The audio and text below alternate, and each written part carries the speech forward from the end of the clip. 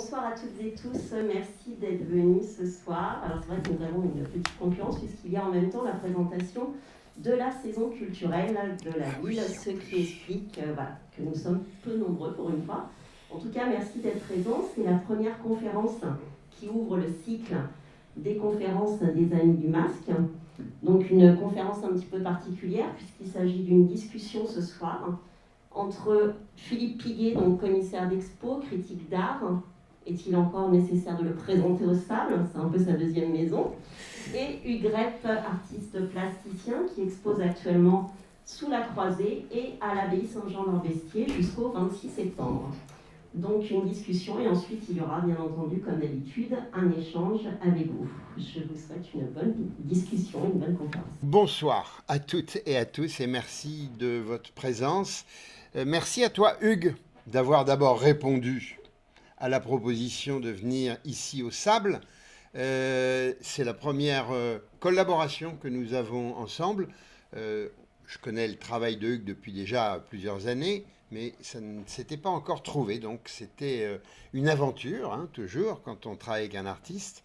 Et puis donc c'est aussi la première fois que nous allons procéder à un entretien, comme j'ai un peu l'habitude de le faire ici, chaque fois, lors de ces expositions. Donc merci. Merci à toi, Philippe.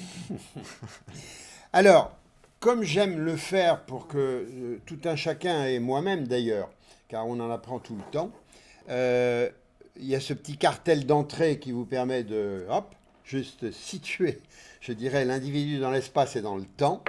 Mais ce qui me paraîtrait intéressant, avant de regarder les images et de parler évidemment du contenu du travail, de son processus, de son développement et de ses intentions, est-ce que tu peux nous dire comme ça, en quelques mots, quelle est ta formation? Je pense que c'est toujours intéressant de savoir par où c'est passé. Alors, ma formation est un peu, comment dire, c'est un mélange entre hasard et désir.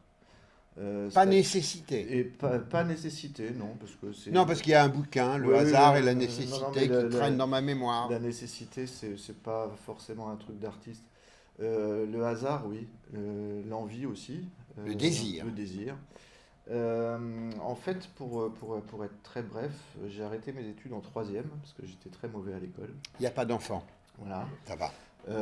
Mais à l'époque, on pouvait le faire encore, et j'ai passé le concours des Beaux-Arts à 17 ans. Ce qui était possible de faire sans avoir le bac. Ce qui n'est plus le cas aujourd'hui, malheureusement, parce que je pense qu'il y a plein de jeunes gens qui trouveraient leur compte aux Beaux-Arts plus jeunes. Et c'est venu de manière assez progressive, en fait. Depuis petit, je dessinais beaucoup, si je peux faire une petite genèse comme ça. Ouais.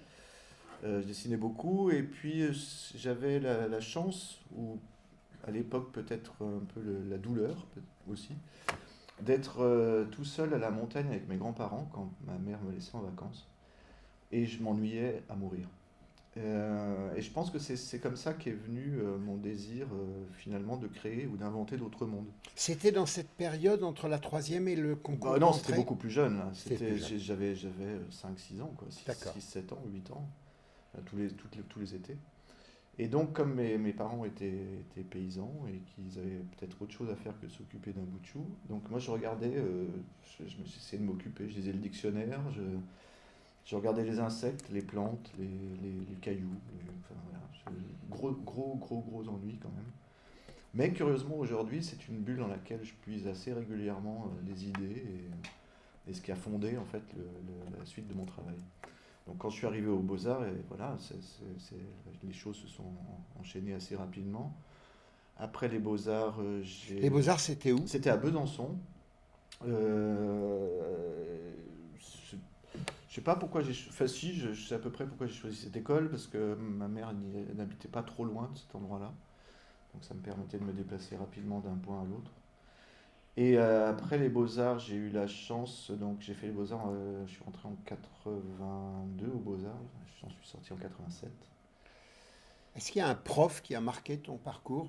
Même si ce n'est pas un nom peut-être connu, mais rendre hommage aux aînés, c'est toujours bien. Je me souviens d'un enseignant qui était un enseignant tchèque, qui s'appelait Miroslav Moura, et qui était complètement dingue, mais que j'aimais bien, et qui m'a beaucoup appris, plus sur une forme d'attitude vis-à-vis de l'art, plutôt qu'une forme de faire de l'art.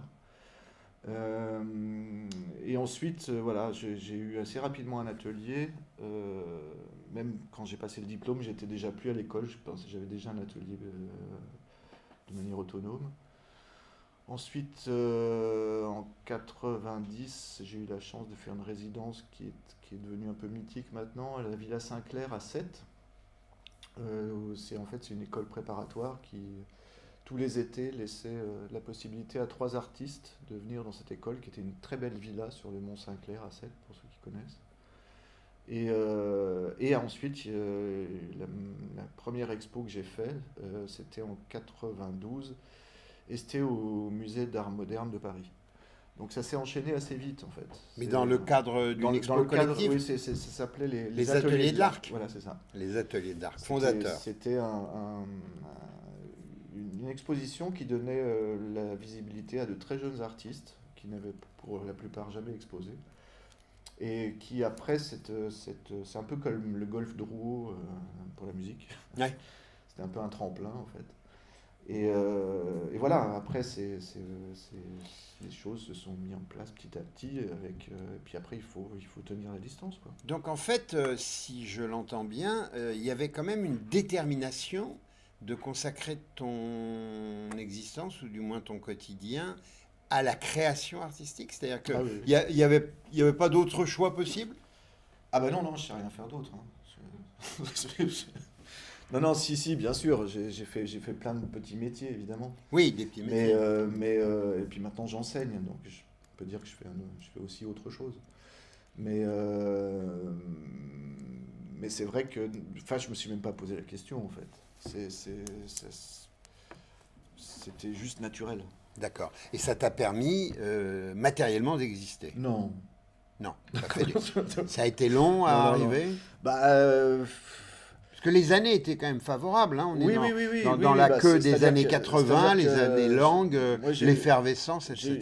J'ai eu de la chance parce que assez tôt, il y a des gens qui m'ont suivi, qui m'ont Comme qui, par exemple? Il y avait André Magnin, il y avait Cyril Poutman, il y avait Agnès B.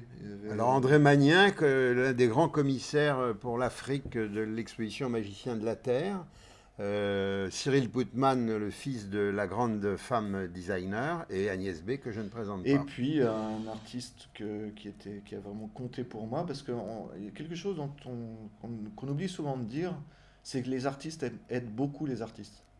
C'est-à-dire qu'on pense toujours aux critiques, aux institutions, aux commissaires d'exposition, aux directeurs de musées, qui sont là évidemment, ou les collectionneurs évidemment, pour accompagner les artistes. Mais la parole d'un artiste envers un autre est aussi extrêmement importante. La reconnaissance des pairs. Voilà. Et donc moi j'ai eu la chance d'être parrainé assez tôt par un grand monsieur qui s'appelait Alighiero Boetti, et qui m'a présenté énormément de gens.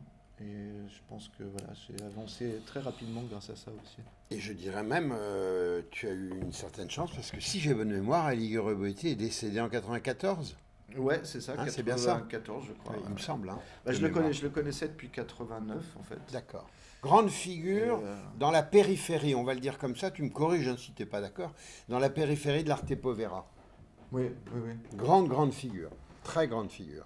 C'est vrai que c'est important, j'imagine, pour un jeune artiste. C'est-à-dire que j'ai le souvenir de vernissage, par exemple, dans des musées, en l'occurrence le musée parisien, où il me prenait par le bras, puis il me présentait à des gens, puis en me pointant du doigt, il me disait « Louis, c'est le meilleur ».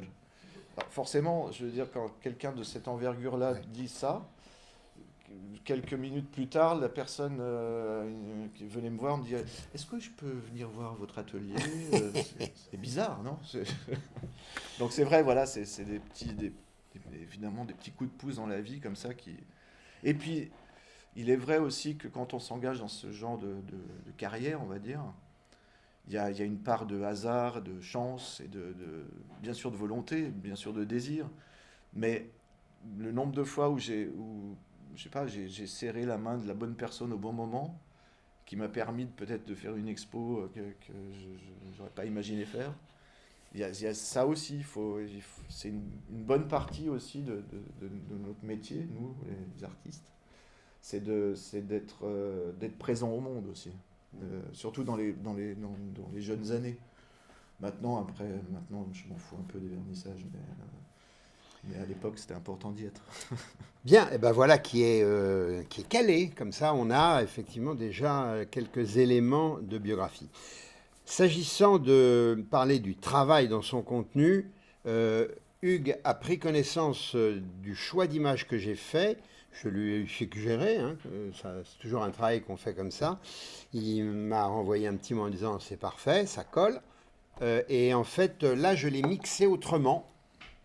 Je ne sais pas si je l'ai mixé par rapport à les questions de musique, mais c'était pour m'amuser que je disais ça. En tout cas, je l'ai mixé un peu, et donc ça va un peu faire pas une typologie, ce serait très prétentieux, on n'est pas là pour faire, disons, état universitaire. Donc, je vous propose de regarder d'abord 3 images, ce qui va en faire plus parce qu'il y en a quelques-unes qui sont plus nombreuses qu'une seule image. Voilà, on va en parler, hein. Une œuvre, vous voyez, on est en 90, 26 ans si je calcule vite, 64, 26, 90, sûrement 0,25, titre qui peut paraître énigmatique, mais que l'on peut peut-être envisager comme quelque chose d'un état de réduction on verra bien. Une autre chose qui s'appelle Upsound, ce qui ne surprendra pas ceux qui ont eu l'occasion d'assister le 3 juillet, je crois. Malheureusement, moi j'étais sur un autre territoire, je n'ai pas eu le privilège du concert de Rodolphe Burger et de Hugues Repp. Donc, Upsound. Donc là, je vous montre 3 images. Et puis, pour rester dans l'objet, cette œuvre ad libitum.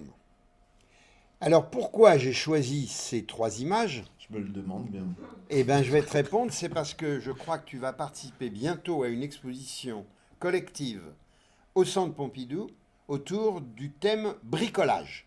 Et que ce terme-là me paraît être quand même un des vecteurs essentiels de ta démarche et de ta pratique.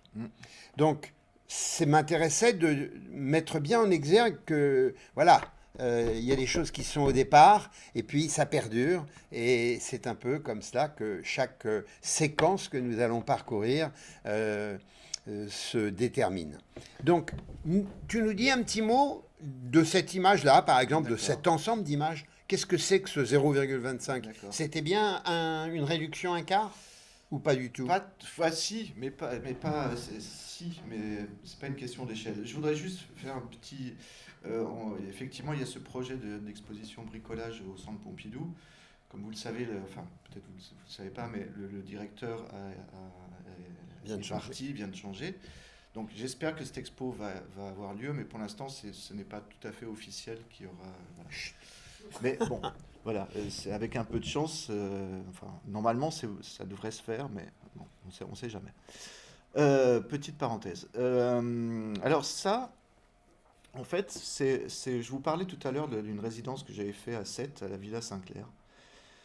Et donc il y a cette grande villa avec des grandes salles, qui sont normalement des salles de classe, qui sont ensuite réservées aux 3 artistes invités comme chambre et comme atelier. Et moi, j'avais donc une chambre dans la villa, et mon atelier, c'était dans la maison du gardien, à l'entrée de la villa. Et donc, tous les jours, j'avais une petite marche à faire dans le parc pour rejoindre mes camarades pour dîner ou faire une pétanque. Et petit à petit, j'ai commencé finalement à collecter ou à chercher de menus objets qui étaient sur ce trajet, ou alors à commencer à faire des petites sculptures comme on en fait avec de la mie de pain, comme on peut faire des petits dessins sur des carnets quand on est au téléphone ou qu'on rêvasse. Et donc, par exemple, l'image en haut à gauche, c'est fait avec un trombone et des gommes. Donc c'est une espèce de sculpture un peu à la Calder, comme ça. À droite, c'est juste une lame découpée dans du plomb, qui est presque un hommage à Bernard Venet.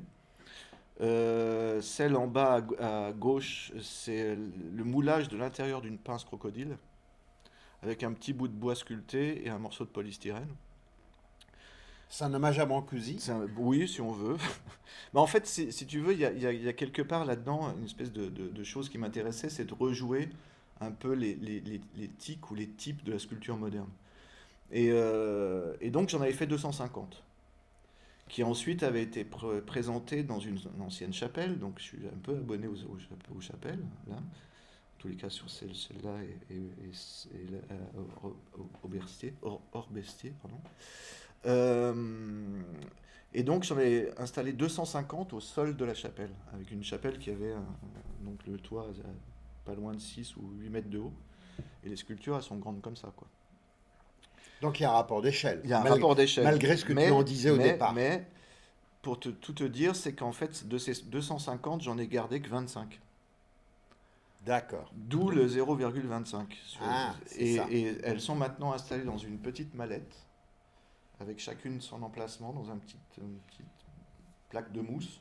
Et donc je trimballe cette mallette si je dois faire une expo, et je l'ai montré récemment au Crédac, dans une expo qui s'appelait La vie des tables. Et c'est en fait, la directrice du Crédac m'a dit qu'elle avait créé cette exposition en fonction de cette pièce-là, parce que normalement, je l'installe chaque fois systématiquement, c'est 25 sur une table. Petite valise, hommage à Duchamp? Oui, on peut dire ça, ouais. Duchamp, et aussi, j'avais en tête une petite anecdote assez marrante, c'est Giacometti qui, pendant la guerre, n'avait évidemment plus beaucoup de possibilités de fondre des sculptures de grande taille, parce que vous imaginez bien que le bronze était utilisé à autre chose, ou les aciéries. Et donc il avait fait des toutes petites sculptures comme ça. Absolument magique. Et qui trimballait dans une boîte d'allumettes, et qu'il allait présenter à des collectionneurs à Paris sous l'occupation. Donc Brancusi trimballait ses sculptures. Giacometti trimballait ses sculptures comme ça. Et il y a aussi effectivement la fameuse casquette de Robert Filiou qui faisait des expos dans sa casquette. Et donc avec des petits tableaux accrochés sur le bord de la casquette et d'autres au fond. Une question dernière à propos de cette image. La dernière image en bas à droite, tu nous as pas donné la référence? C'est du plomb. Et il y a une référence artistique? Non, là c'est une espèce de feu dur. Ok. Et alors, encore une question, parce que tout d'un coup j'ai eu un flash dans ma tête. 90-91, c'est pas par hasard les années où il y a cette exposition à Beaubourg, très très importante, qui s'appelle « Qu'est-ce que la sculpture ?» Tu sais pas si tu l'as pas vu à ce moment-là. Tu te souviens de cette expo? C'est « Qu'est-ce que la sculpture moderne ?» Pardon, Qu'est-ce que la sculpture moderne? Oui, c'est ça, ouais. Je me souviens pas de la date. D'accord. C'était juste pour savoir. Alors, restant dans ce monde à la fois du bricolage, dans tous les sens, parce que le bricolage, ça peut être dans la construction comme dans la déconstruction, à preuve. On va regarder les images et puis tu vas nous en parler. Évidemment, si j'ai retenu cette image qui se présente de manière peut-être assez évidente, comme ce que j'appellerais volontiers, parce que ça c'est mon défaut de vouloir toujours raccorder tout à l'histoire de l'art, un écorché d'électrophone. Hein, ça me fait penser à Fragonard qui a inventé, Évariste, pas Jean Honoré, qui a inventé les écorchés pour les étudiants des écoles d'art de la fin du XVIIIe. Mais j'aime beaucoup cette idée de l'écorché contemporain. Alors, écorché que tu vas, toi, suspendre, tu vas nous expliquer dans quelque chose qui semblerait être peut-être rotatif et qui les rassemble, je ne sais pas. Et évidemment, le choix, c'est parce que je voudrais que tu nous parles aussi de ce rapport à la musique. À quel moment il vient, comment c'est arrivé et qu'est-ce qu'il en est? Alors le rapport à la musique, je vais commencer par là, et précède en fait mon arrivée aux Beaux-Arts. C'est-à-dire que j'avais un groupe de rock en 85, non, qu'est-ce que je raconte? C'était en 81. Qui s'appelait Nova Express, et avec lequel on avait fait pas mal de concerts. On avait tourné avec Rita Mitsuko, je sais pas, j'avais 16 ans, 15-16 ans. Ça, c'est dans la période 3e, 17 ans. Voilà. D'accord. Donc c'était au moment où j'étais un peu en rupture de banc de l'éducation nationale, comme on dit. Et donc voilà, j'ai commencé, on va dire, par la musique, et ensuite je me suis inscrit aux Beaux-Arts, et on a continué à faire des concerts pendant les 3 premières années où j'étais aux Beaux-Arts. Et puis après, voilà, comme souvent les groupes comme ça, on n'a pas vraiment continué. Je m'y suis remis plus tard, comme tu l'as dit tout à l'heure. Ouais, comme on l'a vu ici. Et ici, cette pièce-là, réalisée en 96, a été réalisée au Japon. J'étais en résidence à Tokyo pendant 6 mois. Et j'avais un atelier que vous allez voir, que vous apercevez ici, dans le fond, qui était un atelier entièrement en bois, donc avec une résonance très particulière. Et c'est un tourne-disque que j'ai trouvé à la poubelle, que j'ai entièrement démonté, pièce par pièce. Tu l'as pas fait éclater? Ah non, à la manière d'Armand? Non, il est vraiment démonté. C'est pas une explosion, c'est vraiment très minutieux. Déconstruction. Décortication. Et ensuite, j'ai tendu un grand câble, comme si c'était, imaginez que mon atelier c'est toute cette salle, j'ai tendu un câble d'un mur à l'autre, mais extrêmement tendu, un très gros câble, qui, quand je le faisais sonner, faisait comme une énorme basse dans tout le lieu qui était en bois. Donc ça faisait vibrer vraiment tout l'espace. J'ai ensuite accroché à des fils nylon toutes les pièces du tourne-disque, donc les unes à côté des autres, et j'ai fait vibrer en fait la corde, ce qui les a fait se rassembler les uns contre les autres. Ce qui fait qu'en fait, la façon dont je l'ai démonté, le son a finalement quelque part remonté le tourne-disque, en rassociant les morceaux ensemble. D'une toute autre manière, comme une espèce de fleur morte, mais c'est le son qui a reconstitué l'objet, en fait. D'accord. C'est intéressant, c'est que d'abord tu viens de faire une allusion à une fleur morte. Quand on voit la suite du travail, hein, c'est pas innocent. Et puis c'est aussi ce qui est intéressant, c'est ton rapport à l'espace par rapport à la façon. On voit bien le câble tendu et puis tous les fils nylon qui exact, sont. Ce rapport à l'espace. Et il m'intéressait donc dans cette petite première séquence comme cela, hein, on aurait pu mettre beaucoup d'autres choses, mais j'ai fait un choix parce qu'il fallait faire des choix. Je reviens juste une petite minute là-dessus. C'est que ce qui m'intéressait là aussi, c'est que finalement, c'est 3 images qui mentalement font un mouvement. Ouais. C'est-à-dire que c'est presque le degré zéro de la vidéo, quoi. C'est-à-dire qu'on a en tête un son, on a en tête ce que ça fait, mais c'est que 3 images. Donc j'ai tenu à ne pas le filmer, en fait, que ça soit simplement une allusion. C'est une forme d'art cinétique, on va dire alors. Si on veut, hein, ouais. Non, ce qui est intéressant, c'est qu'après, tu vas effectivement jouer en cinétisme avec des éléments qui vont être sur des moteurs, des rotations et toutes sortes de choses. Alors, dans le même esprit, je dirais, de l'occupation de l'espace, il y a cette pièce qui, évidemment, se propose immédiatement au regard, évidemment, un peu exercé et connaisseur du monde, de la création artistique du début du XXe, dans un hommage direct à Duchamp et à la sculpture de Duchamp qui s'appelle Sculpture de voyage de 1918. C'est une sculpture que Duchamp avait imaginée, qu'il pouvait avoir dans sa poche et qu'il pouvait sortir et tendre dans l'espace et occuper tout l'espace d'une salle avec des bouts de chiffon. Donc, qu'est-ce que c'est là? C'est un geste, c'est une réplique, c'est quoi dans ton esprit? Qu'est-ce qui te conduit à faire ça en 2005 hein? Il y a un brassage des dates, ça, il faut bien... Oui, c'est ça. C'est ce qui est intéressant, d'ailleurs, dans ta proposition d'organiser les images, c'est que c'est pas chronologique, et ça me fait faire un exercice mental qui est assez intéressant, je trouve, parce que tu rapproches des choses que je n'ai pas l'habitude de faire. Et donc ici, ad libitum, c'est une citation de Marcel Duchamp qui disait... en fait, pour être clair, cette pièce est une reprise d'une œuvre de Richard Hamilton, qui lui-même a copié une œuvre de Marcel Duchamp. Alors, donc Richard Hamilton, qui est, on va dire, celui qui a inventé le pop art, puisque c'est grâce à un de ses collages avec un personnage qui tenait une petite sucette marquée pop dessus. C'est ce collage qui a donné le nom au pop art, en même temps qu'à l'art populaire. Donc ici, Marcel Duchamp disait, en fait, c'est pas des morceaux de chiffon, c'est des morceaux de bonnet de bain en caoutchouc. Chez toi? Chez lui. Chez lui aussi. Oui, oui. Parce qu'en fait, moi j'ai lu chiffon. Hein. Non, c'est des bonnets en caoutchouc parce que en fait, il les transportait, comme tu le disais bien, dans sa valise. Il les installait chaque fois il accrochait 3 bouts de ficelle et ça faisait chier tout le monde parce que les gens ne pouvaient plus rentrer dans la pièce parce que c'était tendu et ça empêchait les gens de passer. Et il a fait ça ad libitum, c'est-à-dire jusqu'à ce que le caoutchouc des bonnets de bain se vulcanise, donc parte en poudre et n'existe plus, et cette pièce, il ne l'a plus jamais refaite.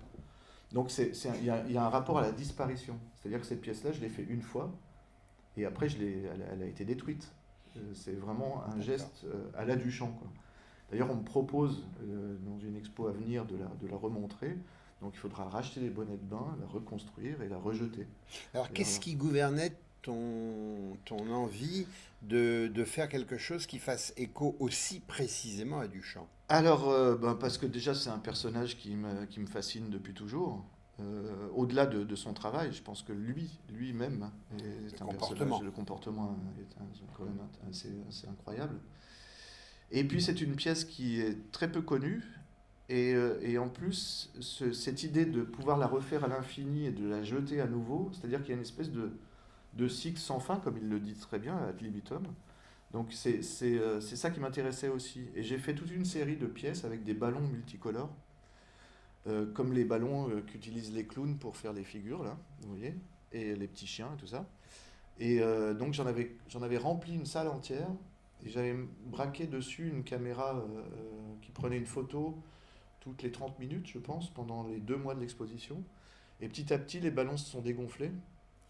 Et après, je mettais en boucle, en fait, ce film. Et donc, il y avait tous les ballons dans la pièce qui respiraient, comme ça. Et donc, c'était un rapport coloré qui était très proche de ça aussi. D'accord. Et de caoutchouc. Et aussi d'ombre projetée, qui est aussi quelque chose qui est très important dans mon travail. Qui va être vu tout à l'heure, la projection, effectivement, introduit aussi ici. Alors, on va passer à la séquence suivante, laquelle va mettre en exergue un certain nombre de travaux qui parcourent aussi le temps et qui est plus de l'ordre, je dirais, de la sculpture, au sens plus conventionnel du mot. Mais ce qui est vraiment très intéressant, c'était de placer d'emblée cette petite séquence sur l'objet pour bien mettre en exergue aussi que chez Hugues, ce qui est important, comme le disent les futuristes, il n'y a pas de matériaux nobles et de matériaux ignobles. Ça, c'est une formule, moi, que j'ai dans la tête depuis que j'ai étudié sur le futurisme, parce que je trouve que c'est très important de prendre en considération.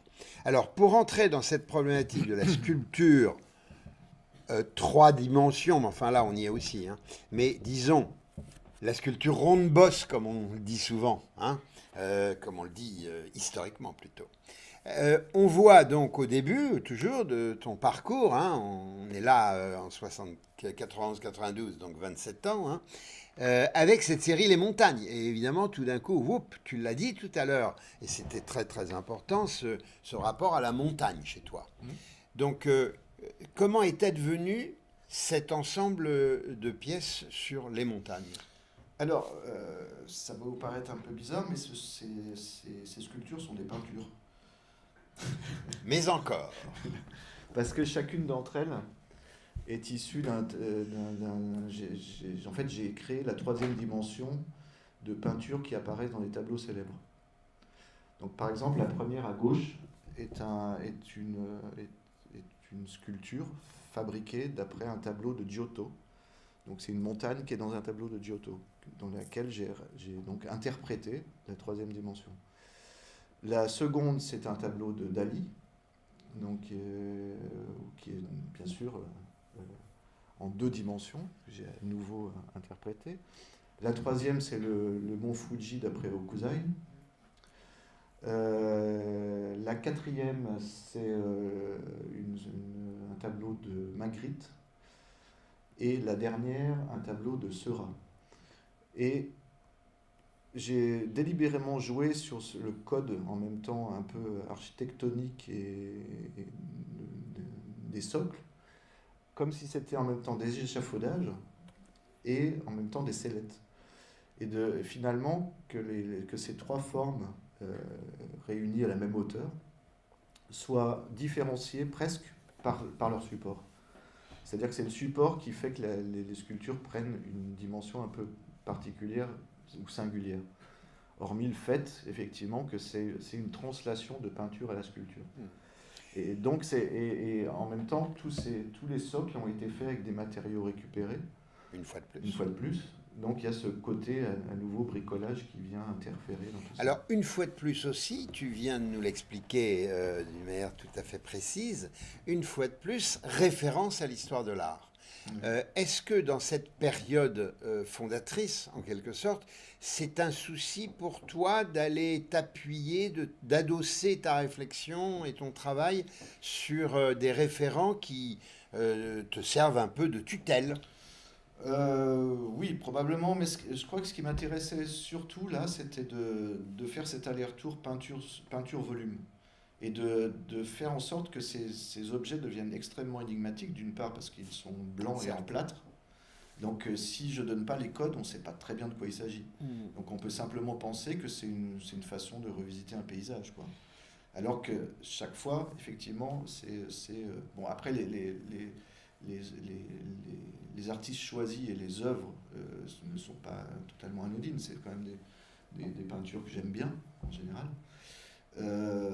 Mais aussi, c'était de trouver des emblèmes chez plusieurs artistes qui parlaient du rapport à la montagne. Mais il n'en reste pas moins que tout à l'heure, on a vu la référence à Hamilton et à Duchamp. Oui.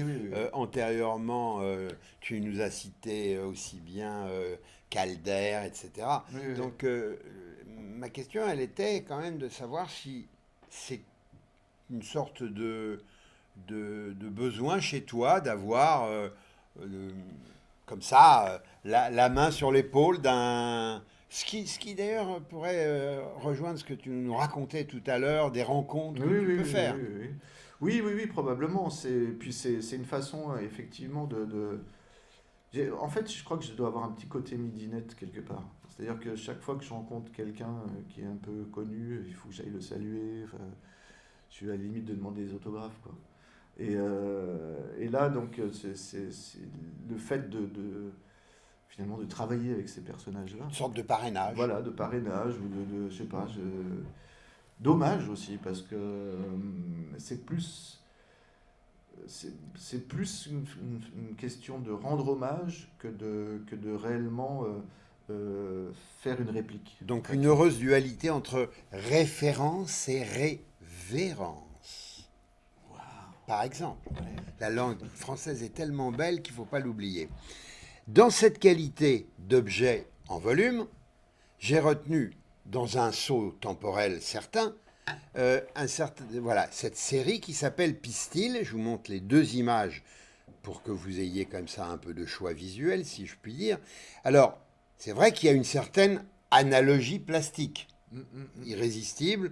La blancheur, je ne sais pas, c'est du plâtre ou de la résine? Ça, c'est du polystyrène enduit. Polystyrène enduit, d'accord. Et poli, non? Poncé. Alors, parle-nous là de ces pièces-là. Comment elles existent? Parce que ça, c'est beaucoup plus sexuel, comme vous voyez. Non, en fait... J'espérais bien qu'on allait aborder la question de la sexualité. Pour être tout à fait sincère, je pense que vous l'avez compris, ce sont en fait des pistils de fleurs agrandis. Donc, on va dire aujourd'hui que c'est un hommage à Georgia O'Keeffe, puisqu'elle est à Beaubourg depuis 15 jours. Et donc, c'est habituellement vous savez, vous connaissez la taille d'un pistil, hein, j'imagine. Et donc, l'idée de les agrandir comme ça, on ne sait plus tellement bien de quoi il s'agit, quoi. C'est-à-dire que ça devient vraiment des sculptures d'objets très très étranges, alors que c'est réellement... je suis parti d'un livre de botanique pour agrandir ces objets. Donc comme on le voit ici aussi, donc voilà, c'est vraiment c'est des aliens, hein, les fleurs, il faut le savoir. Hein, les fleurs chez Hugues Repp sont souvent des aliens. Il faut bien dire ce qui est. Non, mais moi je suis fasciné par les fleurs et les plantes. Enfin, je veux dire, elles nous parlent, on leur parle. Enfin, on partage un bon nombre d'ADN qu'on ne soupçonne pas. Et là, donc, l'idée, c'était effectivement d'agrandir ces pistils et d'en faire sur le même mode presque que les montagnes, d'en faire quelque chose par le changement d'échelle, d'en faire des objets dont on ne sait plus très bien de quoi il s'agit. Et, petite chose supplémentaire, ils sont tous installés sur un petit plateau rotatif, donc ils tournent très très lentement sur eux-mêmes. Et qu'est-ce qui a gouverné ce choix? Car en fait, on est dans une sculpture en ronde-bosse, pour la reciter à nouveau, et on peut très bien tourner autour. Donc pourquoi tu as jugé nécessaire, dans ce cas-là, que le spectateur ne bouge plus potentiellement, puisqu'il va voir tous les aspects de la sculpture? Qu'est-ce qui a gouverné ça? Je crois que ce qui m'intéressait là-dedans, c'est que, effectivement, comme tu le dis, c'est qu'on soit environné. Parce que là, on les voit pas toutes en même temps, parce qu'il y en avait 7, je crois. Et donc, suivant où on se positionne, en fait, on a autour de nous, comme ça, des choses qui tournent, mais très très lentement, et donc qui se déplacent, comme des espèces de petits fantômes. Donc, il y a un jeu entre le cinétisme, la rupture d'échelle, l'incompréhension de ce que ça peut être, et j'aime bien... finalement, peut-être que le spectateur se pose un tout petit peu des questions quant à savoir ce que c'est. Après, le titre dit beaucoup aussi. Oui. Je veux dire, c'est... Non, ce qui est intéressant, tu soulignes aussi une dimension qui est vraiment récurrente dans le travail. Déjà, on l'a vu, mais qui va s'accélérer, si je puis dire, ou s'augmenter, c'est le soin d'une scénographie, d'une théâtralité de ton travail. Et du mouvement aussi. Avec le mouvement ou pas le mouvement d'ailleurs. Oui. Parce que parfois tu vas le fixer sur des images numériques. Mais un rapport au mouvement. Oui, dans un rapport ou au déplacement. Alors, pareillement, dans cette façon qu'on pourrait dire de dessiller le regard en lui mettant en monumental la forme des pistils, il y a cette image que j'aime beaucoup, moi personnellement. Donc on a là deux états, l'état naturel, de cette chose que tu croises, que tu rencontres et qui te frappe tellement que tu en fais une réplique. Ouais. La question de la réplique, c'est quelque chose qui est important aussi chez toi. C'est vrai. Alors, c'est en fait toutes ces pièces qui sont des répliques, ce qui est finalement un peu le cas de ce qu'on vient de voir précédemment avec les pistils, à part que là il y a une vraie rupture d'échelle qui fait que ça bascule dans autre chose. Mais quand je fais une réplique, en fait, c'est des objets qui spontanément, je me dis, mais c'est pas possible, quoi. Ça, voilà, quand j'étais sur la plage, que je vois où c'était C'était sur l'île de Hédic, très précisément. Bretagne. Au large de Quiberon. Et donc je vois cet objet avec cet œil, cette petite fine bouche comme ça. Je me dis, mais ouais, voilà, tout d'un coup, je me suis dit, c'est une orque, quoi. Et évidemment, j'avais envie presque de la prendre telle qu'elle, et puis de faire vraiment un déplacement à la Duchamp, pour le coup, donc un ready-made. Et en fait, non. Donc je l'ai mesuré, j'ai pris plein de photos de tous les côtés, et je l'ai refait entièrement. Enfin, bien sûr, c'est pas forcément tout à fait exact, mais tout d'un coup, ça devient un objet extrêmement mystérieux. C'est-à-dire qu'on ne sait pas très bien de quoi il s'agit, une fois de plus. C'est-à-dire qu'il est posé au sol, c'est une réplique de caillou, si on ne lit pas le titre, c'est totalement énigmatique. Et ça moi, je suis ravi. Dès que c'est énigmatique, j'adore. Donc, et en même temps, voilà, et vous imaginez pas à quel point je me suis pris la tête, c'est le cas de le dire, pour essayer d'être au plus juste, pour répliquer cette pièce que je n'avais qu'en photo. Donc c'est rejouer presque aussi ce que j'avais fait avec les montagnes, en partant de la photo, en extrayant la troisième dimension de la photo. Donc il y a ce va-et-vient encore, une fois de plus, et de déplacement mental qui s'opère. Alors, tu as mis en exergue la notion de l'énigme, et effectivement, c'est un mot qui est très fort chez toi, c'est un mot qui est très fort dans la création artistique en général. Toute œuvre d'art digne de ce nom recèle une énigme. La citation est d'un auteur qui est parfois un peu volontiers discuté. À l'époque, quand il l'a produite, il était moins discuté. C'est Michel Onfray qui écrit ça à propos de Valerio Adami, si j'ai bonne mémoire. Mais la formule est très forte. Toute œuvre d'art digne de ce nom recèle une énigme. Après, Magritte a beaucoup parlé d'énigmes aussi. Bien entendu, mais la formule, c'est ça que je veux dire. Oui. Alors, il y a aussi une chose qu'on a observée avec la petite traversée qu'on vient de faire déjà, c'est qu'il y a ce monde matériel au départ, hein, le monde de l'objet, du bricolage, et puis il y a le monde naturel, comme c'est ici le cas. Et donc, on va entrer là dans une petite séquence interne à cette dimension, à cette séquence sur la sculpture, où tu vas faire des interventions avec des objets naturels. Comment advient cette œuvre Fourth Upside Down Tree de 2005? Est-ce que c'est parce que tu avais vu une exposition de Baselitz? Pas du tout. Non, c'est encore un rapport à l'ennui là. Un rapport à l'ennui. Oui. En fait, tu t'ennuies beaucoup et ça produit de l'art de qualité. Ouais, c'est ce que je dis à ma fille tout le temps. Quand elle dit « Papa, je m'ennuie », je dis « Profites-en ». C'est que Baudelaire, c'était son pire ennemi, l'ennui. Hein. Ah oui, mais moi... Il l'a écrit Baudelaire, dans Les Fleurs du Mal. Bah oui. Or donc. C'est souvent les fleurs du bien, tu as remarqué. Oui, mais Baudelaire écrit quand même une chose très belle. Le beau est toujours bizarre. Ah oui, ça c'est vrai. Non, mais je respecte infiniment ce monsieur. Hein. Or donc. Donc, j'étais en vacances chez des amis et puis voilà. En fait, j'arrive pas à tenir en place, pour être sincère. Donc Pour l'instant, il a réussi pendant 35 minutes déjà. Si je suis en vacances et qu'il s'agit de rester dans un hamac à bouquiner, au bout d'un moment, je deviens fou, quoi. Donc je me balade dans la forêt et il y avait eu la crue d'une rivière et un arbre avait été arraché, la tête coupée et je dis magnifique, quoi. Et donc je suis allé chercher une pelle et une pioche chez mes copains et j'ai planté l'arbre à l'envers. Et donc les racines... Mais tu espérais réellement qu'il repousse? Non.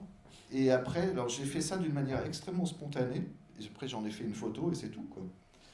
Et j'ai appris après que Robert Smithson, qui est un grand artiste du land art, avait planté à l'envers deux racines de palmier. Donc c'était plutôt des espèces de gros champignons avec des poils sur la tête, quoi. Vous voyez, parce que ça peut être une racine de palmier. Et donc il avait fait First Upside Down Tree, Second, et il en avait fait 2. D'où le titre. Après, quand j'ai appris ça, évidemment, je pouvais plus... Ah, c'était pas une coquetterie de langage? Ah non. Ah, d'accord. Je pouvais plus faire abstraction qu'un de mes aînés l'avait fait avant moi. Donc Encore un aîné? Un aîné. Dis donc. Eh oui, qu'est-ce que tu veux? Non, mais il faut assumer. Bah oui, puis après, ce serait un peu dommage d'éluder ce genre de choses. Même si là, pour le coup, c'est pas du tout un hommage, c'était un hasard absolu, quoi. Alors, c'est peut-être pas exactement le même jour quand tu te promenais dans cette forêt que tu as découvert les champignons, mais je trouve cette proposition tout à fait intéressante. Et donc, je l'ai mise là parce qu'elle me paraissait aussi de cet ordre de l'incongru, parce que c'est un mot, moi, qui m'est très cher. J'aime beaucoup l'incongruité. Et c'est vrai que comment as-tu réfléchi? Est-ce que c'est par hasard en lisant un ouvrage que tout d'un coup tu as eu cette idée des champignons? Oui et non. En fait, on m'avait proposé de participer à une exposition sur la musique, mais sans la musique. C'est-à-dire il fallait rendre compte comme ça d'une activité musicale ou sonore, mais il n'y avait aucun son qui devait être diffusé dans l'expo, ce qui est quand même un peu... Ça m'a plu. Et comme je vous l'ai dit tout à l'heure, mon premier groupe s'appelait Nova Express, qui est aussi le titre d'un roman de William Burroughs, Et donc, je me suis souvenu de ça. Et tous ces champignons, en fait, sont des champignons alcaloïdes, donc qui sont soit vénéneux, soit hallucinogènes, et qui sont plantés. Donc, c'est des petits, ils ont été imprimés sur sur du Bristol, que j'ai découpé ensuite, et ensuite plantés avec une petite languette au travers des pages du livre. Et donc, on peut refermer le livre et l'ouvrir, un peu comme les pop-up du temps jadis. Et si vous remarquez bien, parce que vous êtes attentif, ils sont tous plantés au chapitre No Good, No Bueno. Donc, qu'on lit à la verticale. Qu'on lit à la verticale. Et donc, c'était finalement un hommage à Burroughs, un hommage à mes jeunes années, et un hommage finalement à ces espèces de choses qui est proche aussi quelque part de Alice au Pays des Merveilles et de cette espèce de fantasmagorie littéraire, quoi. Et dans la forme, on peut retrouver aussi les pistils, hein. Quelque part. Bien sûr. Alors, ce rapport à l'arbre ou à ce qui pousse au pied de l'arbre... Pardon. Juste une toute petite chose. Donc, il y a un jeu de mots, là, évidemment, entre mushroom et le livre, donc mushbook. Et vous allez voir que petit à petit va apparaître, en tous les cas, dans mon travail, une espèce de jeu de mots en anglais un peu bizarre qui, parfois... Et Yolande. Ouais. Alors, je vais rester juste sur la figure de l'arbre parce qu'elle est assez récurrente dans ton travail. Il suffisait d'aller à Orbestier pour en être convaincu, hein, avec la pièce centrale. Mais ce que j'aime beaucoup dans ces propositions comme Street Tree ou bien encore comme celle-ci, Lead Father, oui, c'est ça. C'est la façon dont tu l'envisages, cette figure de l'arbre, sur le mode bricolé, renaissante, on va dire, renaissante dans le monde de la création artistique. Qu'est-ce qui te fascine tant dans cette figure de l'arbre? Bon, ils sont sympas, déjà. Ils sont bien comme ça. Mais encore. Non, en fait, je crois qu'à l'origine, ce qui m'avait fasciné, c'est un livre. Enfin, déjà parce que j'ai grandi dans une forêt. Donc, bon, ils étaient là, quoi. Et puis, surtout, il y a un livre de Jeremy Narby qui s'appelle Le Serpent Cosmique. Bon, vous allez me dire que ça paraît un peu ésotérique et bizarre. Mais c'est un mec absolument formidable qui est un éthologue et qui a beaucoup travaillé sur, j'en parlais tout à l'heure, sur l'ADN des plantes. Et par exemple, il a passé de longues années dans les tribus amazoniennes, chez les chamans, et pour leur poser les questions simplement de comment ils savent que cette plante est bonne pour telle ou telle maladie, et, parce qu'ils sont quand même super forts pour ça. Nous, on est vraiment des rigolos à côté. Et d'ailleurs, bon nombre de laboratoires pharmaceutiques les pillent, comme vous le savez. Pour le bien de l'humanité, hein, on peut espérer. Mais donc il racontait que vous savez que bon nombre de ces tribus en fait sont souvent dans un état second. Donc ils prennent des drogues extrêmement fortes qui leur permet, en fait, ils le disent eux-mêmes, de parler aux plantes. C'est-à-dire que leur état normal, c'est quand ils sont drogués. C'est-à-dire quand ils sont dans l'état où ils rencontrent le jaguar, où ils rencontrent les plantes, et où leur ADN parle à celui des plantes. Et Narby a mis en exergue le fait que l'ADN des plantes est très proche du nôtre, et que donc il y a des connivences assez étroites qui s'établissent entre les deux espèces. Notamment, il y a un acacia en Afrique du Sud qui, lorsque les girafes arrivent pour en manger les pousses les plus tendres, sécrète un poison et informe les autres arbres que les girafes arrivent. Ce qui est quand même assez étonnant, quoi. Donc toutes les cimes des arbres deviennent poison, enfin deviennent amères et immangeables. Donc il y a ça. Il y a d'autres petits arbustes qui, lorsqu'on marche, s'écartent pour pas qu'on leur marche dessus. Enfin, il y a quand même des choses assez étonnantes. Et après, moi, c'est aussi une structure que j'aime bien dans la façon dont comment dire, architecturé. Le rhizome. Le rhizome, les ramures, les choses comme ça. Et ça, c'est un des premiers arbres que j'ai... Enfin voilà, peut-être pas le premier, mais un des premiers auxquels j'ai pensé. Et c'était pour une expo à Rennes qui s'appelait « Fabriquer, faire à l'atelier ». Et donc ça, c'est des branches que j'ai récoltées lors d'une tempête à Paris, sur les trottoirs, qui sont pour la plupart des branches de platane, à part un ou deux que j'ai récupérés. Donc il y a un cep de vigne, et le tronc, c'est un morceau d'arbre de mimosa, qu'une amie devait couper son mimosa dans son jardin. J'ai gardé le tronc. C'est un très beau arbre. Et par-delà ce que tu en dis, est-ce qu'il y a une quelconque... on va dire, posture écologique dans ta pensée? Non, non. Enfin, bien sûr, j'y pense. On y pense tous en ce moment, évidemment. Mais c'est pas le moteur. En fait, peut-être ça l'est, mais c'est pas conscient en tous les cas. C'est pas ce geste-là. C'est pas le primordial. C'est pas le primordial.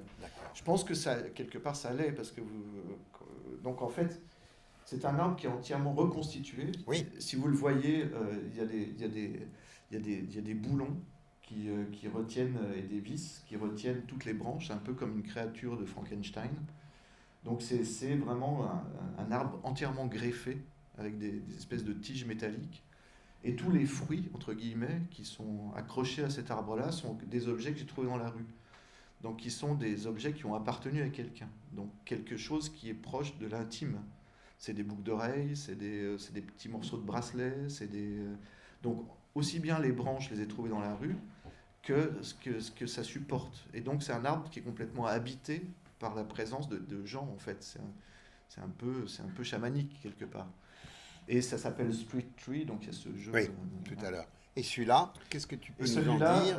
Alors, Lead Belly, alors, il est dédié ou il est dédié à Lead Belly, qui est un musicien noir américain, qui est un chanteur de blues extraordinaire, qui a été mis en prison dans les années 30 pour un crime qu'il n'avait pas commis. Et Alan Lomax, qui est un producteur de musique blues, l'a fait sortir de prison et lui a fait enregistrer ses premiers albums. Et ensuite, les plumes, en fait, donc il y a un rapport, Lead Belly, c'est le ventre de plomb. Et là, c'est les feathers, c'est les plumes, et lead, c'est le plomb, donc des plumes en plomb. Enfin, le rapport entre plume et plomb. Et le socle, le petit objet qui est dessous, c'est un poids à Caen qui permettait de peser l'or en Afrique et qui servait aussi, malheureusement, à peser l'or pour acheter les esclaves. Et donc il y a un rapport entre voilà, ce monsieur qui a été, pendant la ségrégation, accusé à tort de crime. Je pense aussi au Strange Fruit de Billie Holiday, qui raconte à quel point, dans les années 30-40, les Noirs étaient lynchés pour un oui ou pour un non, pour rigoler simplement, pendus à des arbres. Et donc il y a cette chose-là de légèreté de l'âme, du poids aussi de l'existence. Et là, c'est vraiment, alors que ça ne paye pas de mine comme objet, ou alors ça paraît très léger et très évanescent. Pour moi, c'est une pièce extrêmement politique. Alors, c'est une pièce politique, indiscutablement, mais en même temps, elle n'a pas été, au départ, il n'y avait pas de préalable de vouloir la faire, ou est-ce que c'est le fait d'avoir récupéré un élément, comme peut-être ce peson-là, qui fait l'affaire, qui t'a conduit à te dire, tiens, je vais faire une pièce pour Lead Belly. Comment ça se passe, en fait? En fait, souvent, il y a une espèce de déclencheur qui est une proposition.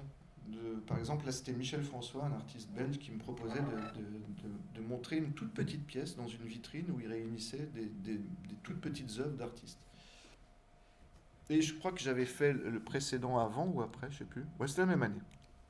Et j'avais fait, je crois que la pièce précédente juste avant. Et donc, j'étais dans ce truc d'arbre, comme ça. Et vous allez dire où ça va se nicher. J'ai changé la housse d'un coussin qui est sur mon canapé pour la laver. Et là, il y avait plein de plumes qui sont sorties, des plumes blanches assez étonnantes, comme ça, que j'ai gardées. Et quand il se trouve que j'avais acheté des pois comme ça au marché aux puces à New York, donc j'en avais quelques-uns. Et voilà, c'est juste une espèce de conjoncture comme ça d'événements, une espèce de hasard, comme je disais tout à l'heure. Alors, on va passer à une autre séquence qui a un point commun, on va dire, c'est la bidimensionnalité, tout simplement. C'est-à-dire que c'est ce qu'on pourrait peut-être dire l'idée du tableau, en termes mais très très larges, hein, presque de la surface, quoi, en quelque sorte. Et là, on va trouver un certain nombre de travaux qui appellent des process très différents aussi, toujours avec des référents comme par exemple dans cette œuvre Deep Night Music, il y a ne serait-ce que déjà la référence à la musique, mais aussi à cet artiste d'origine, rappelle-moi, suédoise, Fallström, qui est un peintre qui était très important, qui est toujours très important, mais qui est moins repéré. C'est ce qu'on appelle un artiste-artiste. Voilà. Ce que les Anglais appellent un artiste-artiste, c'est un artiste qui intéresse que les artistes. Et voilà, oui, c'est ça, et qui a quand même intéressé un grand monsieur qui s'appelait Daniel Cordier. Et Pontus Hulten. Et Pontus Hulten, mais Daniel Cordier peut-être encore plus. Alors, ce qui m'a intéressé en retenant cette image, c'est que d'abord, matériellement, on est avec une matérialité nouvelle, qui est le tirage argentique. Pas du tout. Non, le collage. Ouais. Le collage, pardon. Je mélange dans ma tête. Donc là, on est sur la planéité, malgré tout. Hein. Ouais, mais il y a quand même un truc un peu particulier, c'est que le bleu du fond, c'est de la tôle. C'est-à-dire que j'ai fait réaliser un tableau par un carrossier de voiture, donc il a peint le tableau comme une carrosserie de bagnole, donc c'est vraiment laqué, nickel, quoi. Et ensuite, tous les éléments qui sont dessus sont des éléments que j'ai découpés dans National Geographic et que j'ai collés sur des aimants. Et donc, ils sont juste collés comme des magnettes sur un frigo. Donc, on peut reconstituer le tableau comme on veut, on peut les déplacer. On peut reconstituer les bestioles, parce que c'est que des éléments qui viennent soit d'animaux de grande profondeur, soit c'est des œufs de poisson, il y a des amibes, il y a des espèces... C'est que des micro-organismes. Et donc, on pourrait imaginer que c'est ce qui est en suspension, un peu comme pourrait l'être le krill ou dans les grandes profondeurs. Et donc, il y a un truc en fait, Fallström a fait une série comme ça d'objets découpés qui s'appelait Night Music. Et moi, j'ai rajouté Deep parce qu'il y avait ce bleu profond et voilà. Alors, dans cette qualité-là d'image, j'entends bien, pas de process, mais d'image, il y a une série qui est concomitante, hein, enfin elle date, non pas concomitante, mais de l'année qui va suivre, mais peu importe la chronologie, quoique en même temps c'est intéressant de voir que dans cette fin de 2000, il me semble que va s'imposer de plus en plus dans ton travail ce rapport à la nature. Donc on va voir une série de dessins noirs qui sont... de très très belle qualité, de très belle facture. Tu dois nous en dire un mot sur le plan de la technique. Le vrai titre, c'est Noir Dessin. Ah, pardon. Noir Dessin et Dessin E-I-N. Eh bien, je suis très mauvais. Et non, mais c'est pas grave. Mais pourtant, j'ai dû prendre ça quelque part. Il y a réellement quelque chose. Pour moi, à l'origine, c'est un jeu de mots sur dessin noir et noir. Oui, bien sûr. On a compris. Mais il y avait un truc, il y avait une forme d'inquiétude. C'est comme s'il y avait quelque chose qui se tramait, quoi. Et donc c'est un mystère. Voilà, c'est une série de dessins où je fais se coaguler en fait des éléments qu'on pourrait tout à fait trouver normalement dans la nature, mais quand on les fait se télescoper ensemble, tout d'un coup ça crée un univers très très particulier. Et donc avec chaque fois ce noir un peu sidéral qui vient neutraliser en fait l'idée de sur quel monde on se trouve, quoi. La technique? La technique, c'est de l'encre de Chine, de l'aquarelle, et pas ici, parce que ça c'est vraiment la toute première série, mais maintenant il y a très souvent, parce que c'est une série que je continue, ça fait donc bientôt plus de 10 ans que je fais ça, et il y en a 50, c'est des dessins qui sont très longs à faire, et ça c'est la toute première série. Donc vous voyez par exemple, il y a donc là, un feu, la tête d'un serpent, une espèce de bout de branche, du corail. Et comment tu procèdes? Tu as autour de toi des ouvrages naturalistes? Tu puises sur Internet? En fait, oui, bien sûr. J'ai en tête une idée comme ça, grosso modo. Je sais que j'ai envie de... Généralement, il y a souvent plantes, minérales et, on va dire, un des 4 éléments, quoi. D'accord. Donc il y a souvent et minéraux, quoi. Voilà, mais c'est un travail de dessin classique avec une esquisse au crayon au départ? Oui, c'est super précis, mais ils sont pas grands, hein, ça fait 15 par 20, quoi. C'est vraiment des miniatures. Et plus ça va, plus ils deviennent complexes, quoi. Les derniers, là, je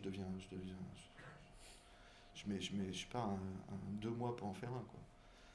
Ça devient très très très compliqué. Mais ça fonctionne comment dans ton travail, puisque tu dis que c'est une série? Oui, dans ta tête surtout. Mais c'est une série qui perdure, donc ça fait quand même déjà 13 ans que tu l'as entamée. Il y a des moments où tu te consacres uniquement à ça? C'est des campagnes de noir dessin? Ouais, et bah là, en ce moment, c'est vrai c'est que... quand tu t'ennuies à Non, nouveau? non. Ah là, tu t'ennuies pas. Attends, si. Enfin, il y a quand même un truc. C'est-à-dire que, par exemple, quand je fais le fond, c'est au Rotring 00, quoi. Genre, c'est vraiment des tout petits traits. Laborieux. Donc là, je vous dis pas, il faut que je pense à autre chose parce que je m'emmerde vraiment grave, quoi. Donc, et donc, ça me permet aussi En fait, c'est un truc zen. C'est un truc où je m'évapore, quoi. Je suis dans le dessin et puis je fais ça. Voilà, c'est une espèce de... C'est une méditation, même si je suis pas capable de faire ça, mais il y a un truc de cet ordre-là. Pas capable de faire quoi? De faire la méditation parce que tu bouges trop facilement. C'est ça, j'ai bien compris. Alors, dans cette qualité d'image plate, on va dire, enfin plate, je m'entends, il y a, alors là, la technique. Là, c'est des gravures du 18e siècle, 17e plutôt, collées sur de l'aluminium, et qui ont été, en fait, c'est grand comme ça, hein, chacune des silhouettes, et ça a été installé au jardin de Bagatelle, qui est un jardin qui avait été construit pour Marie-Antoinette. Et donc, c'était dans un creux de rocher, comme ça, et ce qui m'amusait là, c'est que c'était que des choses un petit peu moins élégantes que ce qu'aurait pu rêver Marie-Antoinette. En fait, il y a un chevalier ou un comte ou je sais plus qui était super amoureux de Marie-Antoinette et elle lui a dit bah, si tu me construis un château en moins de 3 ans ou je sais pas quoi, tu as peut-être une chance qu'on passe une nuit à Bagatelle. D'où le terme de la bagatelle. Et donc, je crois qu'il y est arrivé. Et donc, voilà, ça m'amusait de reprendre effectivement des choses qui sont les prémices des gravures sur la médecine ou sur les animaux exotiques et de mettre ça dans le creux du rocher au jardin de Bagatelle. Alors, entendons-nous bien, c'est donc une installation que tu fais de manière sauvage? Non, j'étais invité pour une exposition, mais tous mes camarades... Donc l'œuvre n'existe pas, contrairement à ce que je t'avais demandé en amont, mais c'est pas très grave. Donc l'œuvre n'existe pas en tirage numérique. C'est pas une œuvre, ce qu'on voit là. Si, mais c'est une installation. Non, mais oui. C'est pas une œuvre. Non, c'est pas une surface. C'est pas une photo. D'accord, non, ok. C'est vraiment... Et dans ce cas-là. C'est une photo de l'installation. Et dans ce cas-là. Et là, c'est pareil. C'est pareil. C'est où? Ça, c'est une exposition qui avait lieu sur la côte d'Esquibien en Bretagne. Et donc, j'ai planté des fleurs en plastique dans une gouille d'eau. Enfin, comment ça s'appelle déjà, la marée se retire. Et je ne m'attendais pas à ce qu'elle remonte de l'autre côté, et avec beaucoup d'écume. Et donc là, il y a eu un moment, j'étais en train d'installer, et il y a un moment où il y a eu une projection d'écume qui était assez magnifique, je dois dire, sur ce jardin. Donc j'en ai fait une photo, et ensuite, l'eau est montée jusqu'à plus haut que les rochers, et une amie a filmé sous l'eau. Et donc ça a donné lieu à un film où ces plantes en plastique se mélangent aux algues, et donc il devient une espèce de jardin féerique sous l'eau avec tout le ressac de la marée qui monte. Le film est vraiment absolument magnifique. Je le dis d'autant donc plus ça a donné lieu à une installation, à une photo et à un film.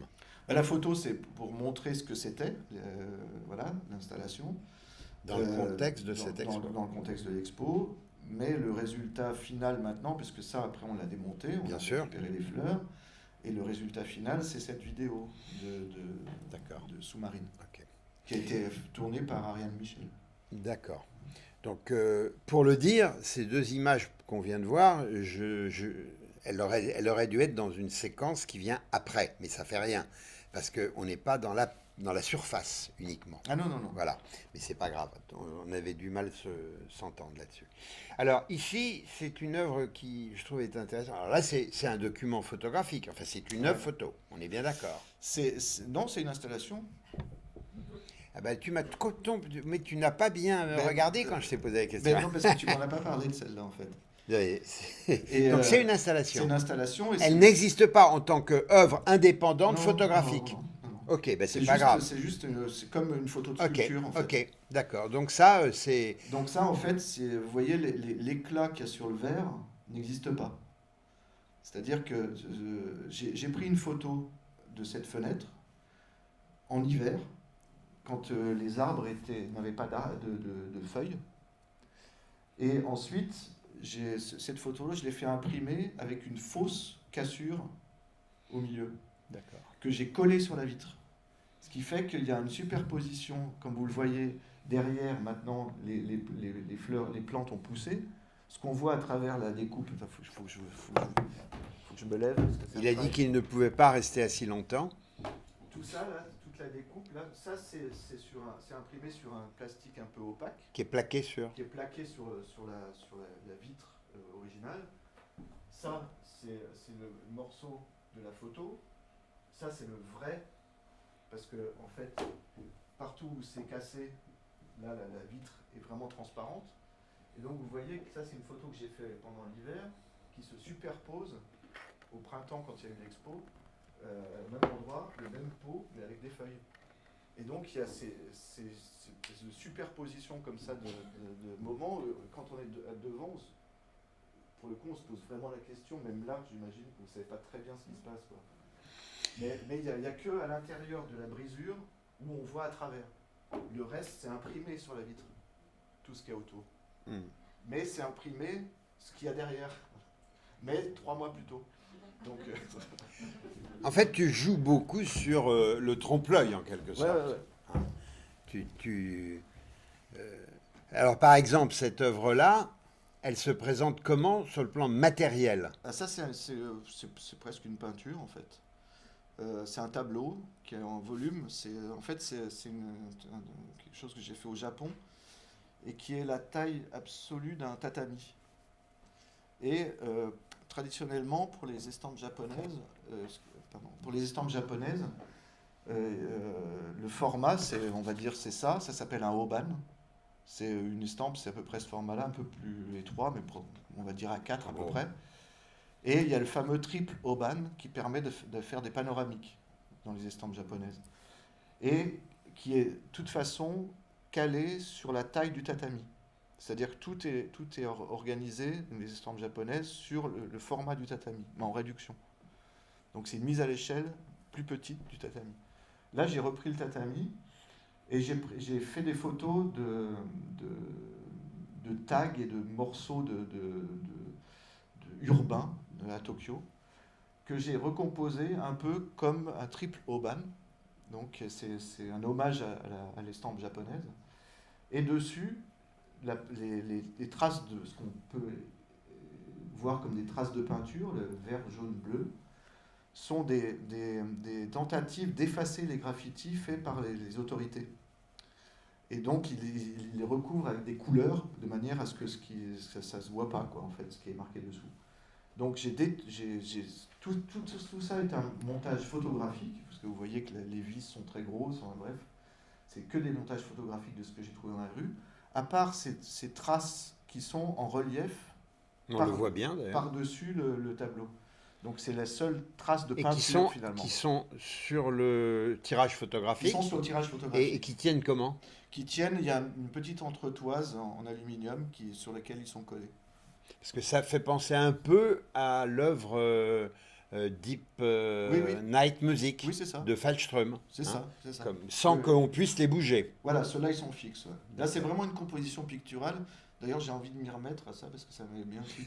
Justement, à propos de composition picturale, et c'était pour ça que j'avais ciblé la notion du tableau dans cette séquence, il y a cette œuvre qui est absolument étonnante, qui s'appelle La Renonciation, donc, et qui va rejoindre complètement la question du triptyque, puisque le voilà, le triptyque. Donc, il y a une référence précise à l'Annonciation, ouais. À l'Annonciation, pour le moins. Alors, ici, il s'agit d'un retable. En fait, je devais exposer dans une chapelle, dis donc. Et je me suis dit, j'ai envie de me coltiner avec un thème biblique. Ce qui est quand même pas évident. Moi, je suis totalement agnostique. Donc voilà. Mais je me dis, il n'y a plus beaucoup d'artistes contemporains qui réfléchissent à ça. J'avais lu le livre d'Arras, qui est un grand historien de l'art, Daniel Arras, sur l'Annonciation. Et donc, je me suis dit, je vais me faire mon petit retable à moi, quoi.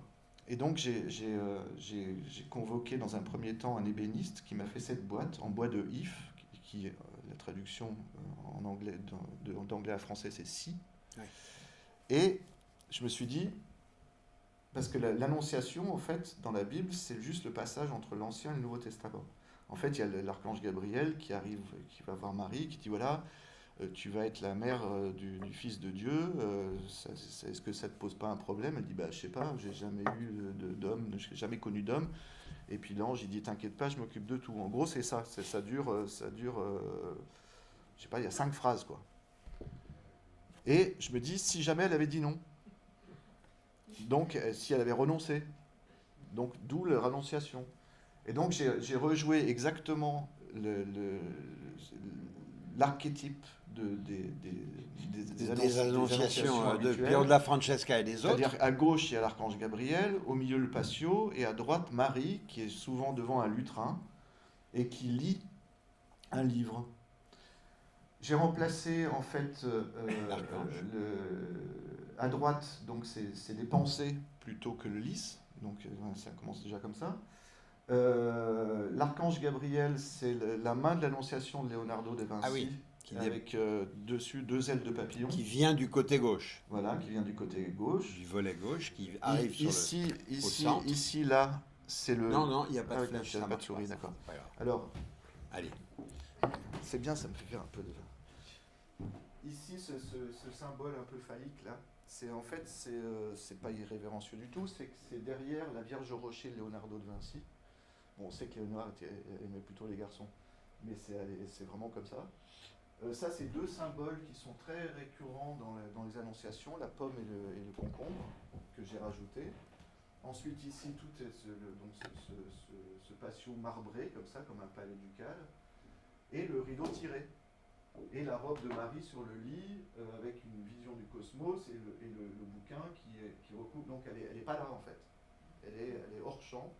On ne sait pas où elle est. J'ai montré cette œuvre dans une chapelle, donc j'essaye d'être un peu rapide parce que je ne vais pas vous tenir trop longtemps non plus. Et c'était le jour de la journée du patrimoine. Donc elle était présentée au fond de la nef de la chapelle. Et là, il y a une bonne sœur qui arrive. Et je me dis, ouf, là je suis mal. Parce que c'était quand même marqué la renonciation à l'entrée de la chapelle, parce que c'était le titre de l'expo. Et donc c'était une bonne sœur de l'ordre, je pense, des dominicaines, entièrement vêtue de blanc, et qui traverse la salle et qui va devant ça, quoi, devant le triptyque. Je dis bon, il faut que j'y aille, quoi, c'est pas le choix. Et donc je lui explique, je lui dis voilà, je lui explique ce que je viens de vous dire. Et je lui dis, pour moi, c'est pas faire œuvre voilà, c'est pas ni blasphème ni rien, mais je voulais juste pas iconoclaste. C'est pas iconoclaste, c'est pas irrévérencieux. Je voulais juste imaginer si Marie avait dit non. Puis là, elle me regarde et me dit, mais vous pensez que moi j'y ai pas pensé avant de prendre les ordres? Bon, vous pensez que j'ai pas réfléchi? Vous pensez que j'ai pas hésité? Et puis à un moment, elle me dit, écoutez, c'est formidable parce que avec ce que vous faites là, vous rendez la parole aux femmes. Alors là, ma sœur, et moi, un peu naïvement, je la prends dans les bras pour l'embrasser, quoi. Elle devient toute rouge comme ça. Ah oui, mais pardon. Et c'était génial. Et donc on a discuté après. En plus, elle avait fait comment ça s'appelle, une exégèse. Non, oui, quand elle avait vraiment étudié ce passage-là de la Bible. Oui, une exégèse d'un passage de la Bible. Et donc, c'était vraiment son sujet, quoi. Et donc, on a discuté un long moment. Elle était formidable, avec un grand sourire. Elle était venue avec sa famille. En plus, elle était géniale, quoi. Donc, oui, parce qu'elle était mariée, elle avait des enfants, ça. non, mais c'était, je sais pas, son frère, son père, je sais pas quoi. Et donc, et après, on devait faire un petit catalogue. J'ai essayé de la retrouver parce que j'aurais trop aimé faire un entretien avec elle pour le catalogue. Et malheureusement, ça n'a pas évolué. Et alors, qu'est-ce qui t'avait conduit à t'intéresser à ce sujet-là?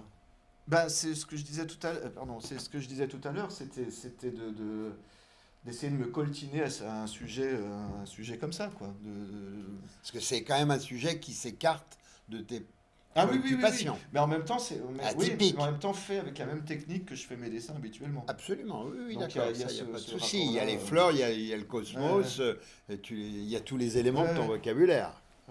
Non, mais je sais pas. Tu sais, moi, parfois ça me joue des tours, mais je me sens assez libre de faire absolument ce que je veux, quoi.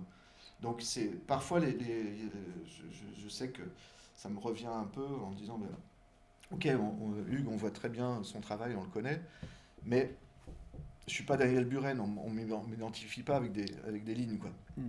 Donc il y a un corpus qui dans ma tête est cohérent, mais qui ne l'est pas forcément pour tout le monde, quoi. On n'aura pas exactement saisi si ta remarque par rapport à Buren allait du côté négatif ou positif. Ah non, mais peu importe. On ne fait pas le même travail, quoi, c'est tout. Non, je blague. Alors, tu disais au tout début, par rapport à cette œuvre, que tu as fait ton triptyque. En fait, il n'est plus le tien, si j'ai bien en tête, puisqu'il a été acquis par le Musée national d'art moderne à Beaubourg. Celui-là, non, c'est pas celui-là. Au Centre au Fonds FNAC. national d'art. Au FNAC. Oui, enfin, il n'est plus le tien, il est dans les institutions. Voilà, c'est ça que je veux dire. Alors, comme quoi, des fois, ils ont du goût, quoi. Je veux dire, tu vois que tu es un peu sarcastique parfois quand même. La dernière séquence que je vais vous faire défiler assez rapidement, parce que le temps passe et que nous ne voudrions pas abuser de votre écoute plus que chaleureuse et sympathique. Je l'avais consacrée justement à tout ce qui est ce dispositif de mise en scène. Comme on peut le voir dans la chapelle, toi qui me fais répéter le mot chapelle, à l'abbaye d'Orbestier notamment. Mais donc cette dimension théâtralité. On va regarder les images. Elles sont assez nombreuses. Et puis, on va en parler globalement. On ne va pas parler de tout cela, mais on va parler de manière plus générique de la façon dont, irrépressiblement, tu as cette propension à essayer d'occuper l'espace, de l'embrasser en quelque sorte dans des installations, des environnements, on va dire. Ici, par exemple, vous voyez, il y a même tous les données sont précises, fleurs séchées, aiguilles, impression numérique sur carton, avec ce fond là-bas, ces éléments au premier plan. D'ailleurs, en passant, parce que vous aurez peut-être envie, comme ça, allez sur le site internet par la suite, si vous en avez envie, de Hugues. Il est très bien fait. Il est très bien fait. Il est en cours de... Enfin, pour l'instant... Ah bon? Non, si, il est très bien fait. Il n'est pas accessible? Si. Si, dans le train, j'ai... Non, mais simplement, il n'est pas forcément à jour. Là, oui, non, mais pas à jour. Mais je crois que ça oui, effectivement. Ça s'arrête en 2016 ou un truc comme ça. Alors, il y a donc, voilà, les mondes parallèles qui étaient... je crois que c'est le titre du texte que j'ai fait dans le petit catalogue, il me semble bien. Ou un monde autre, peu importe. Il y a cette pièce aussi qui est très intéressante. Celle-là a été achetée par Beaubourg. Ah, c'est celle-là de Beaubourg, pardon. Moi, je n'ai pas tout dans la tête par cœur. Et comme je parlais justement de théâtre, regardez cette vue. on est presque dans une mini-scénographie de ce qui est le décor d'un opéra, ou même, moi ça me renvoie, parce que j'ai vu plein d'images, et vous sans doute aussi, sur tout ce qui était la théâtralité au XVIIIe siècle, dans les opéras de ce temps passé, avec évidemment des éléments de détail. Et là, on retrouve tout son vocabulaire, hein, c'est très simple. Ou alors, par exemple, ici, le monde de l'objet, dans cette sorte de boîte qui n'est pas noire, mais qui serait plutôt bleue, et qui renvoie, donc, une fois de plus, à un maître absolu dans cette manière de constituer des boîtes surréalistes, comme on les qualifie souvent, Joseph Cornell. Le théâtre d'ombre, où on retrouve les rotations de plateau, hein, et ces projections. À un moment, quand on a préparé cette expo, et même en amont, quand je me suis mis dans la tête, tiens, Hugues Reps, ce serait une bonne idée. À un moment, je me suis dit, mais ça serait bien si on pouvait faire quelque chose avec le théâtre d'ombre. Mais bon, avec la lumière et tout ça, le dispositif, c'est pas... Peut-être on aura l'occasion de le faire ailleurs, j'aimerais bien. Ça, en fait, en 2 mots, ce sont des grands plateaux qui rotatifs. Le spot central est fixe. Et donc les silhouettes défilent devant le spot et projettent leur ombre sur un écran qu'on peut voir en fait quand on est de l'autre côté de l'écran. C'est-à-dire qu'on peut passer d'un côté ou de l'autre de la proposition. Mais c'est vrai que ça relie complètement aussi justement Upsound dans le dynamisme et le cinétisme dont on parlait tout à l'heure. Avec une iconographie qui est ici un peu, mais comme on voit d'ailleurs dans les dessins noirs ou les noirs dessins, un peu des fois BD. Là, ce qui est mon idée, c'était, je parlais tout à l'heure des dessins qu'on peut faire rapidement au téléphone, comme ça. Les dessins de téléphone. Et donc, pour moi, c'est plutôt un rapport à la danse macabre, quelque part. Parce qu'effectivement, ça devient des personnages un peu fantomatiques. Et mais jamais inquiétant. Non, plutôt jamais festif. Vraiment inquiétant, mais jamais, plutôt festif. Jamais vraiment, on sait pas très bien. Ils ont tous une petite forme d'effroi quand même dans leur.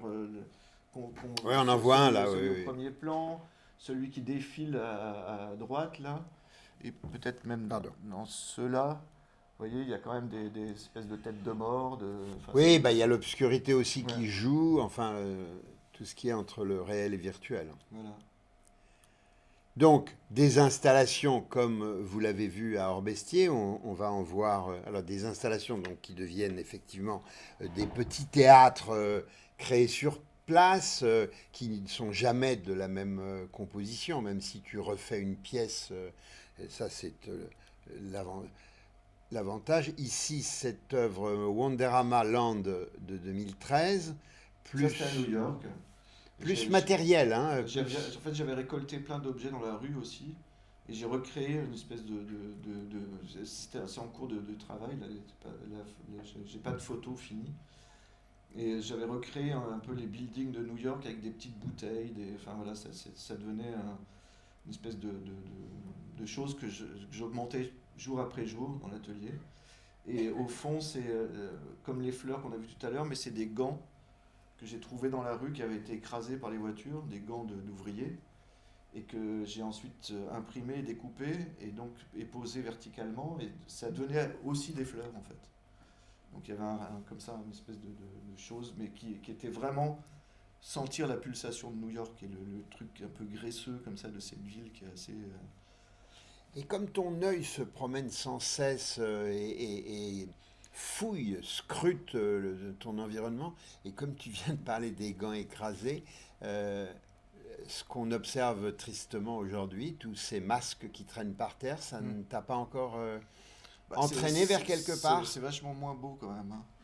Non mais... Non mais tu vois, là c'est vraiment... J'entends bien, c'est l'arbre. C'est l'arbre et puis c'est la main écrabouillée et puis c'est coloré. Et alors que les masques, ouais. Bon. Non, mais je pose la question. Oui, d'autant que la question du masque est une problématique fondamentale de la création artistique, que je sache. Oui, absolument. Et puis ici, donc, Underwater Moonlight, qui est à Orbestier, d'ailleurs. Qui est à Orbestier pour partie, on va dire, parce qu'en fait, à Orbestier, il y a un mélange. D'ailleurs, je notais qu'ici, là, tu avais... une lampe, comment on appelle ces lampes-là? C'était pas un globe, comment on appelle? Oui, c'est une lampe UV, quoi. Une lampe UV, c'est ça. En fait, c'est des petites sculptures qui sont faites avec de la espèce de pâte à modeler, mais qui durcit. En fait, c'est des petites billes qu'on met dans l'eau chaude et ensuite on peut les modeler et ça devient assez dur rapidement. Après, je les ai peintes avec de la peinture phospho et c'est généralement plongé dans le noir et la couleur est révélée que par la présence de la lumière noire. Comme celle qu'il y a dans une niche à Robespierre. Voilà, c'est celle-là. Ouais. Et puis évidemment le Highland qui est lui-même à Robespierre. Alors tout ce monde-là que tu nous donnes à voir, c'est un monde qui est fondamentalement féerique. Pardon, féerique, il n'y a pas deux accents. Fondamentalement, je dirais, une esthétique du merveilleux, une esthétique du bizarre. J'avais fait une fois une biennale à Célestat qui s'appelait Le bizarre, l'étrange et l'incongru. Je ne te connaissais pas et je ne t'avais pas sollicité, mais est-ce que cette dimension-là, c'est quelque chose que tu as posé dans ton univers plastique parce que ça correspondait à ton univers mental? En fait, je crois que ça a toujours été là, à part que je pense qu'avec la maturité, j'ai de moins en moins de complexe à ce que ça soit montré, enfin en tous les cas. C'est-à-dire que je pense que ce rapport presque d'objets qui viennent de l'enfance, qui sont des choses un peu enfouies comme ça, de peur ancestrale, de choses étranges, d'obscurité, de rapport à la nature qui parfois est un peu oppressante, à tout ce qu'on a tous vécu gamin en fait, on va pas se mentir. On n'en fait rien parce qu'on dit ça intéresse personne. Peut-être ça continue à intéresser personne ce que je suis en train de faire, c'est pas le problème. Mais je pense que le rôle d'un artiste c'est de mettre au monde des mondes en fait. Et de rendre compte de quelque chose qui est pour moi vital, enfin en tous les cas qui est quelque chose qui est une partie de ce de quoi je suis constitué, et de manière un peu orgueilleuse, parce qu'il en faut pour être artiste, un tout petit peu, je le montre et je le donne à voir. Mais la fonction même de l'art, parce que tu dis le rôle de l'artiste, mais la fonction de l'art. Moi, je pense que la fonction de l'art, c'est vraiment de mettre au monde des mondes, c'est-à-dire de rendre tangibles des mondes qui ne sont pas celui dans lequel on évolue, quoi. Il y a un rapport à la pensée, il y a un rapport à l'émerveillement, il y a un rapport à... Moi, parfois, les visiteurs de mes expositions ne sont pas forcément des gens qui connaissent l'art. C'est juste des gens... Moi, si quelqu'un me dit... Par exemple, je sais pas, même si par exemple une pièce un peu complexe, parce qu'il y a des ressorts de compréhension, et puis parfois les artistes, on est un peu dans notre tour d'ivoire là, et puis on pense que tout le monde connaît les références dont on parle. Alors pas du tout. Donc il faut aussi faire attention à ça, c'est-à-dire moi j'essaye d'être le plus clair possible, mais c'est pas forcément évident. Et quelqu'un qui vient vers moi en me disant moi je trouve ça beau ou ça me plaît pas, moi ça me va. Enfin, je veux dire, effectivement, même s'il me dit, moi j'ai déjà eu des critiques assez acerbes, ne serait-ce que dans les livres d'or, cette expo c'est de la merde. Enfin, évidemment, voilà, on n'est pas à l'abri de gens qui nous balancent des trucs. Des fois, je lis les livres d'or après les expos, je suis là, ah ouais, quand même, c'est raide. Et en même temps, c'est aussi une émotion. C'est aussi quelque chose qui fait réagir. C'est aussi... ça existe. Et donc, effectivement, s'il y a un truc comment dire, de très narcissique d'être artiste, c'est de montrer quelque chose qui nous est intimement... réinventer le monde nécessaire. Et puis, mais de montrer des morceaux de soi, en fait. Parce que c'est quand même un truc très, très intime. Oui, ça. On se met à nu. Ah ben ouais. Nécessairement. Et donc, il faut... Voilà, Et après, réinventer le monde, je dirais pas ça, parce que ça serait vraiment, vraiment prétentieux, là. Mais c'est de le montrer d'une autre manière, avec un autre angle, avec une autre façon de l'appréhender. Dans la surprise. Dans la surprise, dans l'émerveillement, dans la colère, dans je sais pas quoi. Mais après, voilà. Et puis, pour être très sincère, il y a plein d'œuvres que je fais. Je sais pas du tout de quoi il s'agit. Hein. Je suis le premier spectateur. Elle t'échappe. Ah, mais je comprends rien, quoi. Je me dis, alors là, il y a une pièce, notamment, j'ai répliqué un bec de toucan qui est posé, planté au sol. Ah oui. Et je sais toujours pas ce que c'est. Pourquoi j'ai fait ça? C'est un bec de toucan. C'est un bec de toucan. Non, mais qui est haut comme ça. Ce qui fait que quand on s'approche, qu'on le regarde, ben on a un bec de toucan. Pourquoi j'ai fait ça? J'en ai pas la moindre idée. J'ai juste vu une gravure dans un bouquin qui est des dessins qui avaient été faits par le dessinateur qui a accompagné Darwin dans ses voyages. Et donc le mec avait dessiné ce bec de toucan sur la pointe comme ça. Je trouvais fascinant. Cette gravure, je la trouvais fascinante. Et en plus, ça reprenait un truc très moderniste aussi. On aurait dit une sculpture de harpe. Et donc, je l'ai reproduit comme ça. Mais quand on me dit pourquoi, je sais pas. J'en ai pas la moindre idée. Je suis le premier spectateur, le premier surpris. C'est une sculpture que j'adore. Mais je peux pas en parler 2 minutes à part dire que j'ai vu cette gravure et j'ai eu envie de la faire. Voilà, c'est tout. Ben écoute, tu nous en as parlé vraiment très largement et généreusement et on t'en remercie vivement et on va demander.